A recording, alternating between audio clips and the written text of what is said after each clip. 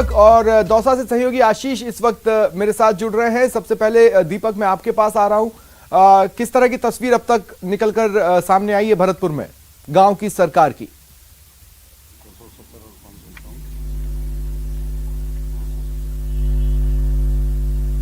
दीपक मुझे सुन पा रहे हैं? लगता है दीपक तक मेरी आवाज नहीं पहुंच रही। आशीष, आप मुझे सुन पा रहे हैं?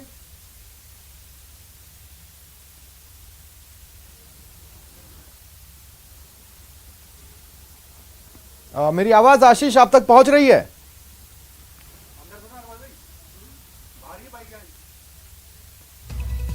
लगता है उन तक मेरी आवाज नहीं पहुंच रही है। आगे उनसे कनेक्ट होने की कोशिश करेंगे, लेकिन इस वक्त PCC chief Govind Singh Dotasra media से मुखातिब हैं, मुखातिब हो रहे हैं। ये सीधी तस्वीरें आप अपनी टीवी स्क्रीन पर देख पा रहे हैं।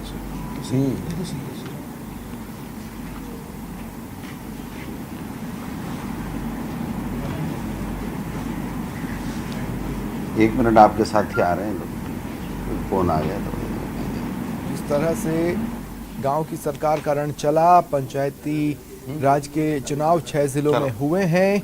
उसके बाद कांग्रेस उत्साहित है क्योंकि नंबर्स कांग्रेस का साथ दे रहे हैं। तो आपको हमने पंचायत राज चुनाव के परिणाम की बाद में चर्चा के लिए आमंत्रित किया। आप पधारे, आपका प्रदेश कांग्रेस कमेटी में स्वागत है।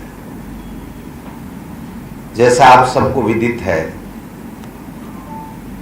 कि नगर निकाय चुनाव, 3 जगह के उपचुनाव और अब तीसरी जो फेज में कांग्रेस पार्टी भारी बहुमत के साथ में चुनाव जीत रही है। 6 जिलों के जो पंचायत राज के चुनाव थे उसके परिणाम पंचायत समितियों के आ चुके हैं। जिला परिषद की मतगणना जारी है। 1562 जगह चुनाव हुए, जिसमें आप देख सकते हैं कि कांग्रेस पार्टी के पंचायत समिति के 670 वार्ड चुनाव जीत चुके और भाजपा को 551। बाकी जो निर्दलीय 342 हैं उसमें 171 भरतपुर जिले के हैं। भरतपुर जिले में हमने स्ट्रेटेजी के तहत नगर निकाय चुनाव की तरह कई जगह सिंबल नहीं दिए थे और कांग्रेस विचारधारा के लोगों को निर्दलीय के रूप में चुनाव लड़ाया था। ये पार्टी की अपनी रणनीति थी, वहां के लोकल लीडर्स की सहमति से।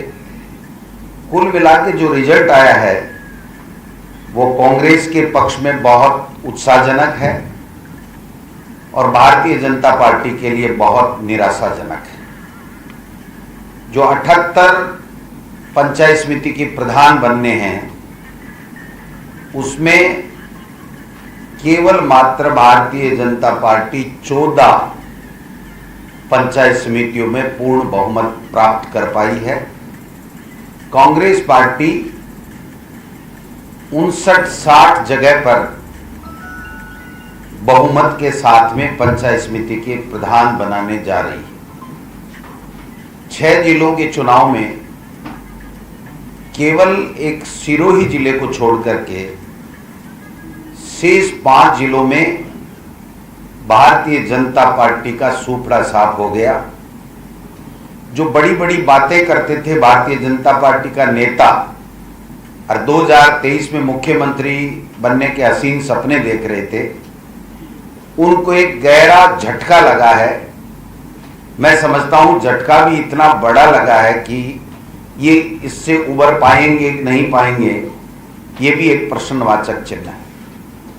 आज भरतपुर में 12 में से 12 पंचायत समितियों में कांग्रेस पार्टी प्रधान बनाएगी। भारतीय जनता पार्टी का पंचायत समिति प्रधान के रूप में खाता भी नहीं खुल पाएगा। दौसा में 11 में से 11 पंचायत समितियों में कांग्रेस पार्टी अपने प्रधान बनाने जा रही है। भारतीय जनता पार्टी का खाता भी नहीं खुल पाएगा। जोधपुर जिले में, जहां से केंद्रीय कैबिनेट मंत्री गजेंद्र सिंह जी सांसद हैं, वहां पर 21 में से 16 जगह पर कांग्रेस पार्टी अपने प्रधान बनाने जा रही है। सवाई माधोपुर में भी 7 में से 4 जगह कांग्रेस पार्टी अपने प्रधान बनाने जा रही है। सिरोही में हम जरूर पीछे हैं। जो वोट प्रतिशत का अगर हम देखें तो हमारे आइडियोलॉजी के निर्दलियों को जो हमारे साथ में है आज की तारीख में, उनको देख करके अगर पंचायत समिति के मेंबर्स का हम आंकलन करें तो हम 10% से कहीं उनसे ज्यादा आगे। अगर हम वोट प्रतिशत की बात करें तो जो पंचायत समिति के अब तक के जो परिणाम आए हैं उसमें हम भारतीय जनता पार्टी से 3% वोट के साथ में आगे हैं। हमारा जो कांग्रेस पार्टी का कार्यकर्ता, जनता का सहयोग, इस सब के लिए मैं उनको आपके माध्यम से धन्यवाद देना चाहता हूं, उनको बधाई देना चाहता हूं। इस पूरी कमान को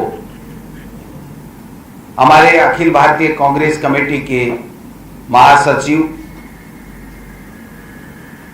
हमारे अजय माकन जी का मार्गदर्शन, माननीय मुख्यमंत्री जी की कुशल मुख्यमंत्री तो और उनके साथ साथ उनकी जो 2.5 साल का बहुत अच्छा जो सरकार का कार्यकाल, और संगठन के तौर पर हमारे कांग्रेस पार्टी के तमाम पदाधिकारियों, निवर्तमान जिला अध्यक्षों, ब्लॉक अध्यक्षों और कांग्रेस पार्टी के जो एमएलए, मंत्री, उन सब ने बहुत अच्छे तरीके से मेहनत की और आज ये परिणाम इस प्रकार से आया है कि जो लोग बढ़ चढ़ करके 2 दिन पहले बातें करते थे कि 2023 में कांग्रेस को टोटासरा को टोटे पड़ेंगे कांग्रेस के उम्मीदवार ढूंढने में, उनको खुद को आज प्रदेशाध्यक्ष जी को दोनों अपनी पंचायत समितियों में पूर्ण बहुमत नहीं मिलने से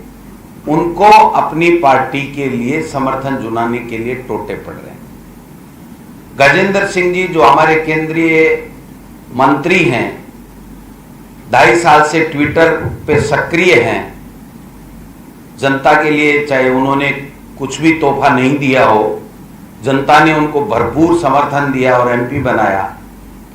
वो अपने मुख्यमंत्री की कुर्सी के लिए जो हसीन सपने देख रहे थे, उसके लिए अपनी जो विधायकी की सीट पक्की करना चाह रहे थे विधायक लड़ने के लिए, शेरगढ़ में उन्होंने बड़ा उलटफेर किया और पूरे देश में चर्चा का विषय बन गया। नेशनल मीडिया का भी मुझे फोन आया कि गजेंद्र सिंह जी के शेरगढ़ में क्या हुआ।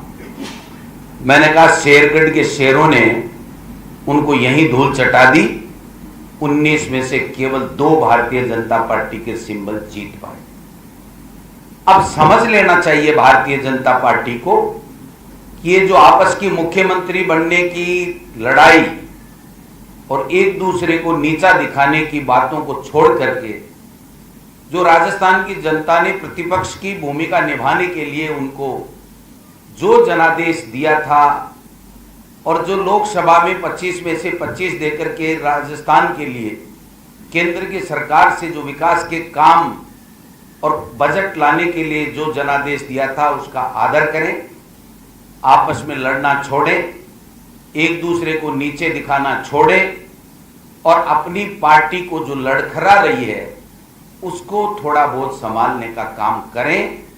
जनता ने मुख्यमंत्री जी के 2.5 साल के काम के ऊपर, संगठन के और कांग्रेस कार्यकर्ताओं के काम के ऊपर और हमारे अजय माकन जी के सफल मार्गदर्शन के ऊपर मोहर लगाई है।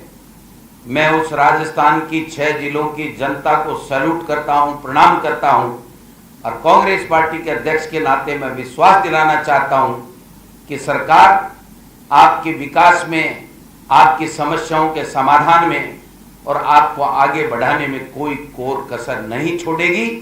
और राहुल गांधी जी के नेतृत्व में, सोनिया गांधी जी के नेतृत्व में हम इस मोदी सरकार के घुटने टिका के रहेंगे, क्योंकि इन्होंने जो वादे किए थे चुनाव से पहले, महंगाई कम करने का जो वादा किया था और दूसरे जितने भी वादे इन्होंने किए थे आप सबके सामने हैं, रोजाना मैं उसको रिपीट नहीं करना चाहता।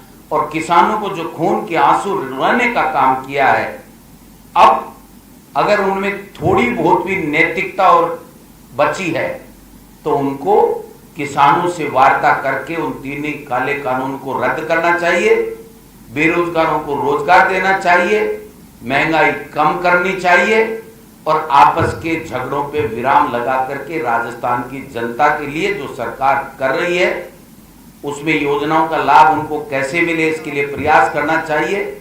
और अगर कोई राजस्थान की सरकार के द्वारा चला रही योजनाओं में कोई कमी खामी दिखे तो उसको राजस्थान की सरकार तक, मुख्यमंत्री तक, मंत्रियों तक बताएं।